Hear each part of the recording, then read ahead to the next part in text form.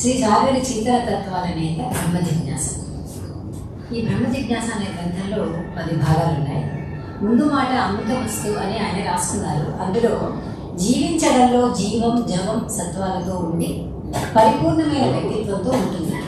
వ్యక్తిత్వానికి దివ్యత్వం ఇవన్నీ ఆధ్యాత్మికత అందాన్ని ఇస్తాయి. వ్యక్తి వికాసానికి నిజాయితీ అవసరమని, నిజాయితీకి నీతి అండగా ఉంటుందని, జీవితానికి ఒక లక్ష్యం, ఆ లక్ష్యానికి ఒక ఆదర్శం బాసట కావాలి అన్నది నాకు చాలా నచ్చిన విషయం. లక్ష్యం లేని జీవితం చుక్కాని లేని నావ వంటిది. సాగరి గారు కర్మను జీవితంతో కాక యోగంతో ముడిపెట్టడమే వారి జీవితంలో మలుపు.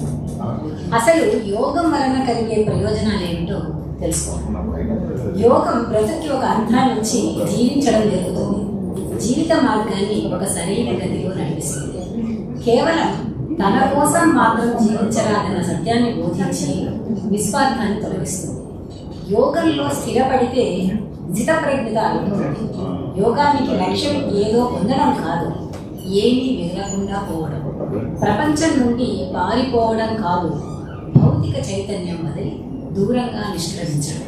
అంటే ప్రపంచంలోనే ఉంటూ ప్రాపంచికతకు లోను కాకుండా అంటే ముట్టనట్టు బతకడం. ఇది సాధ్యమేనా అంటే సాధ్యమే. యోగ సాధనతో యోగమే జీవితం, జీవితమే యోగం అయినప్పుడు ఇది సాధ్యం, చాలా సులభం కూడా.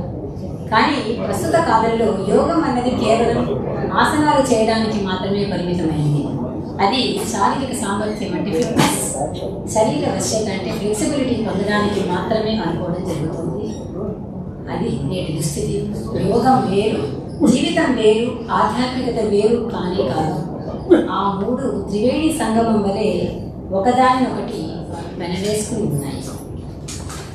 అసలు మనందరిలో కూడా ఎప్పుడో ఒక సమయంలో అనిపిస్తుంది అనమాట. అంటే ఏదన్నా బాధ కలిగినప్పుడు, ఏదన్నా కోల్పోయినప్పుడు, శోకం కలిగినప్పుడు అసలు నేను ఎవరిని, ఎక్కడి నుండి వచ్చాను, నా గమ్యం ఏమిటి అన్న ప్రశ్నలకు అందరికీ వస్తుంది. కానీ కొద్దిమంది మాత్రమే వాటి సమాధానాలకు గట్టి ప్రయత్నం చేస్తారు. సరైన గురువు కోసం అన్వేషిస్తారు. వారి మానసిక పరిపక్వతను బట్టి వారికి గురువు లభిస్తారు. ఆత్మసాక్షాత్కారం వచ్చే గురువు పూర్వజన్మ సుకృతం వలన, చేసే సాధన వలన లభించి ధన్యులవుతారు. గురువులు కాషాయ వస్త్రాలు ధరిస్తారని, గడ్డాలతో ఉంటారని, ఎప్పుడూ ధ్యానంలో ఉంటారని అనుకోవడానికి వీలు లేదు. వారు మామూలు మనుషులలాగా మన దరిదాపులలోని సాదా సీదాగా నిరాడంబరంగా ఉంటారని ఈ గ్రంథం ద్వారా తెలుస్తుంది. ఇంకా ఏంటంటే వర్తమాన యోగ సాధకులకు గురువుగారు ఇచ్చిన సందేశాలు మాత్రం తెలుసుకుందాం. గురు సాక్షాత్ పరబ్రహ్మ అని విశ్వసించడం, గురువును అనుసరించడం ఆదర్శంగా తీసుకోవాలి కానీ అనుకరించకూడదు. మీ వ్యక్తిత్వానికి పదును పెట్టండి.